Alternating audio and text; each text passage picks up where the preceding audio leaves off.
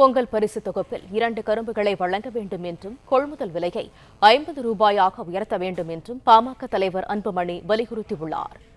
கூடுதல் தகவல்களை தருகிறார் எமது செய்தியாளர் பாண்டியராஜன். விவரங்கள் என்ன?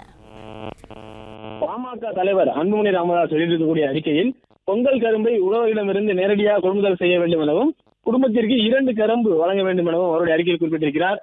தமிழர் திருநாளாம் பொங்கல் திருநாளுக்கு இன்னும் 2 வாரங்கள் மட்டுமே இருக்கும் நிலையில் பொங்கல் பரிசு தொகுப்பு குறித்தோ அதில் பொங்கல் கரும்பு இடம்பெறுமா என்பது குறித்தோ தமிழக அரசு எந்த அறிவிப்பையும் வெளியிடவில்லை என அன்புமணி ராமதாஸ் தெரிவித்திருக்கிறார்.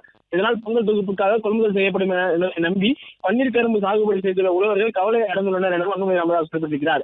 தை பிறந்தால் வழி பிறக்கும் என்பது பொங்கல் திருநாள் புதிய வாய்ப்புகளை உருவாக்கும் என்ற நம்பிக்கையை வெளிப்படுத்தும் வகையில் உருவாக்கப்பட்ட பொன்மொழியாகும். ஆனால் அரசை நம்பி பொங்கல் கரும்பு சாகுபடி செய்யும் உழவர்களுக்கு ஆட்சியாளர்களால் இழைக்கப்படும் துரோகத்தால் தை பிறந்தால் வழிதான் பிறக்கிறது என அன்புமணி ராமதாஸ் சுட்டிக்காட்டியிருக்கிறார். பொங்கல் பரிசு தொகுப்புக்காக பன்னீர் கரும்பை கொள்முதல் செய்யப்படும் குளறுபடிகளால் ஆண்டுக்காண்டு வழி அதிகரிப்பதாகவும் அவர் தெரிவித்திருக்கிறார். பொங்கல் கரும்புக்காக அரசால் நிர்ணயிக்கப்படும் விலை முழுவதுமாக உழவர்களுக்கு கிடைக்காததும் உழவர்களால் விளைவிக்கப்படும் பன்னீர் கரும்பு நடைமுறைக்கு சாத்தியமற்ற நிபந்தனைகளை காரணம் காட்டி நிராகரிக்கப்படுவதும் தான் இந்த பிரச்சனைகளுக்கு காரணம் எனவும் அன்புமணி ராமதாஸ் குறிப்பிட்டிருக்கிறார். ஒரு ஏக்கரில் சராசரியாக 20,000 பன்னீர் கரும்புகளை சாகுபடி செய்ய முடியும்.